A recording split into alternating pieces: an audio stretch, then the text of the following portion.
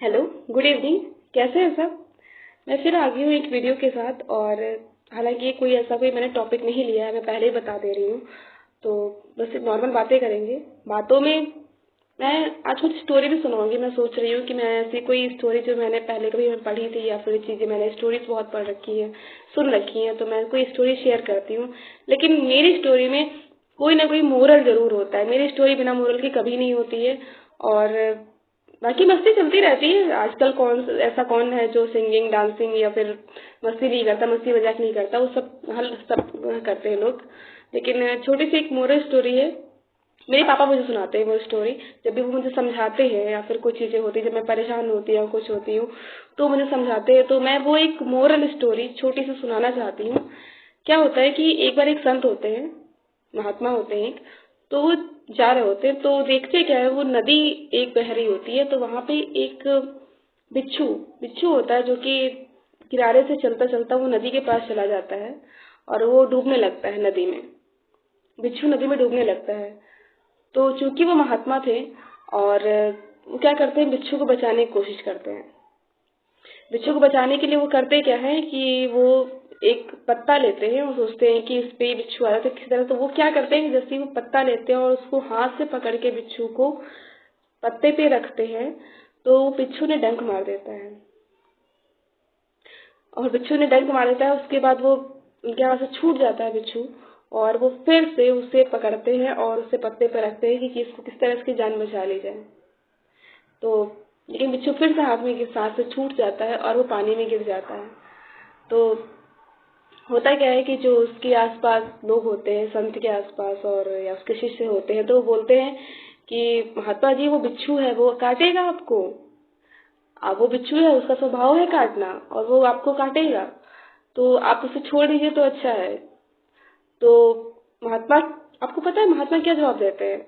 जो महात्मा का जवाब होता है, अगर ऐसी चीजें इंसान अप्लाई कर लेना अपने जीवन में, तो शायद कभी दुखी नहीं होगा इंसान। वो महात्मा कहते हैं, जब वो एक छोटा सा जीव होके, जिसे उतनी जान समझ नहीं है, परख नहीं है, वो छोटा सा जीव होके जो अपना स्वभाव नहीं छोड़ रहा है, तो मैं एक संत होके, मैं एक ज्ञानी पुरुष होके, मैं अपना स्वभाव कैसे छोड़ दूं?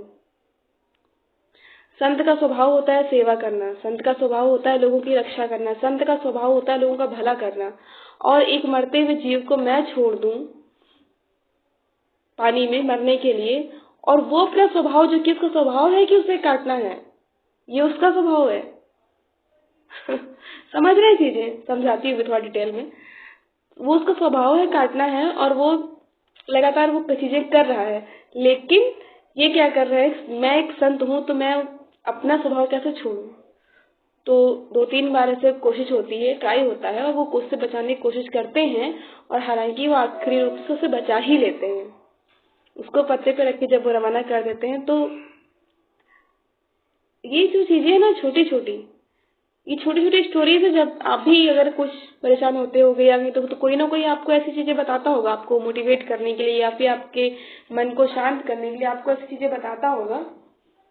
तो मेरा बस इतना कहना था कि मान लीजिए आपको कोई परेशान कर रहा है, मान लीजिए आप किसी चीज से बहुत परेशान है, मान लीजिए कोई कोई किसी एक व्यक्ति विशेष का उदाहरण ले लेते हैं, आपको कोई परेशान कर रहा है, तो पता है, वो उसका स्वभाव है,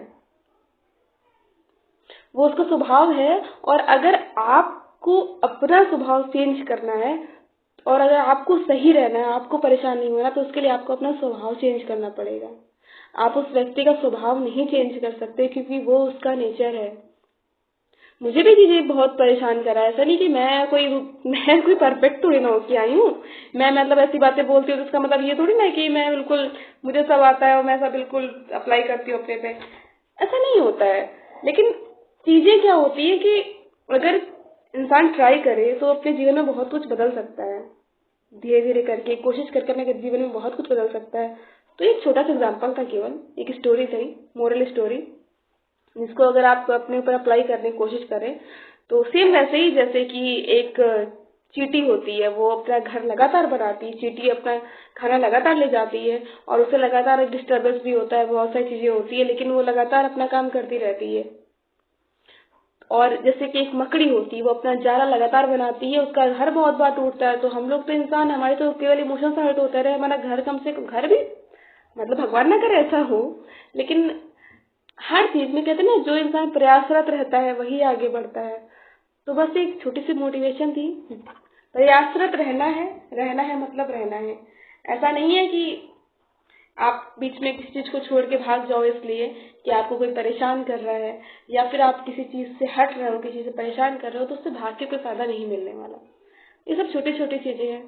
और अगर हो सकता है, मैं अगर मतलब मैं ये नहीं कह रही कि मैं परफेक्ट हूँ या फिर मैं इन सब चीजों पे बहुत अप्लाई करती हूँ, मैं ये नहीं कह रही, पर अगर मेरी बातों से थोड़ा सा असर पड़ जाए किसी के ऊपर तो अच्छी बात है ना, हो सकता है किसी पे असर पड़ जाए।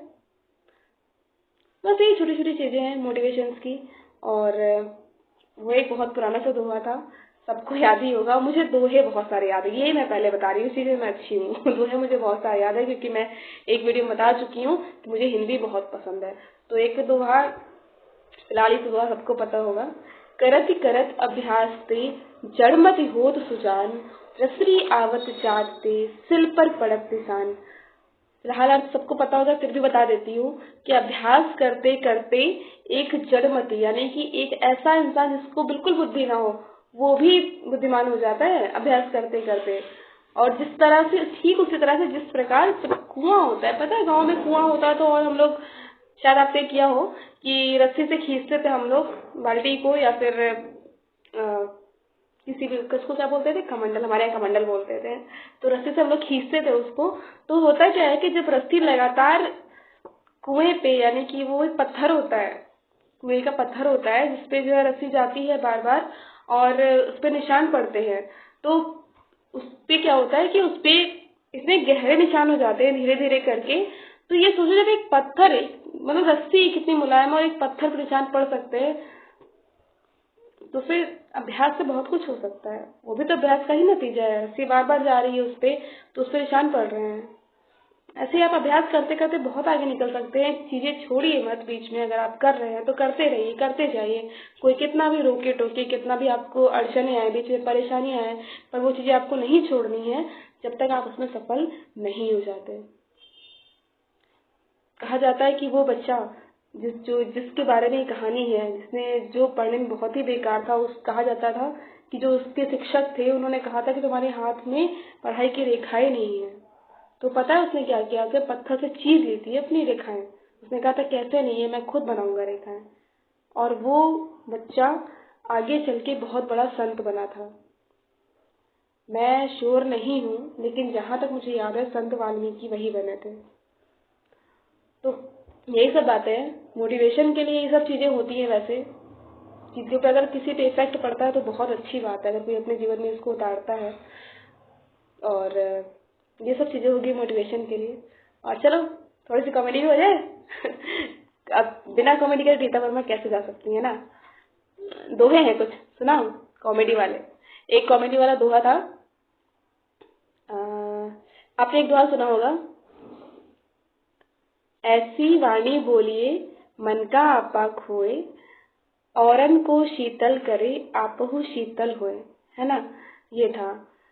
तो इस पे एक दोहा बना था जो कि थोड़ा सा कॉमेडी में था, पर अभी मुझे थोड़ा सा, मुझे याद करना पड़ेगा थोड़ा सा। ऐसे था, ऐसी वाणी बोलिए सबसे झगड़ा होए, और उससे ना झगड़ा करो जो तुमसे तगड़ा होए। ये कॉमेडी के लिए, आप लाइव मत कर लेना। अच्छा, आजकल ये कलयुग के जमाने में यार ऐसा ही करना बनता है। पर फिर भी कॉमेडी के लिए, कि ऐसी वाणी बोलिए सबसे झगड़ा होए, और उससे ना झगड़ा करो जो तुमसे तगड़ा होए। इसी तरह से एक और है जो कि बहुत ही हमारा प्रचलित दोहा है पुराने समय से, कि आज करे सो अब कर, अब करे, sorry sorry sorry sorry sorry गलत हो गया। काल करे सो आज कर, आज करे सो अब, और पल में प्रलय होएगी, बहुरी करे वो कब, है ना। ये था ना दोहा। तो इसका उल्टा दोहा है कि कलयुग चल रहा है तो उल्टा तो चीजें बनाएंगे ही लोग, है ना। तो इसका जो उल्टा दोहा है थोड़ा सा, तो पता है कैसे लोग बोलते हैं, आज करे सो कल कर, कल करे सो परसों, और इतनी जल्दी क्या पड़ी जब जीना है बरसों। सबने सुना होगा। और ये छोटी छोटी चीजें जो बोलते बोलते याद आ जाती है, इसीलिए कहते हैं बोलना बहुत जरूरी है।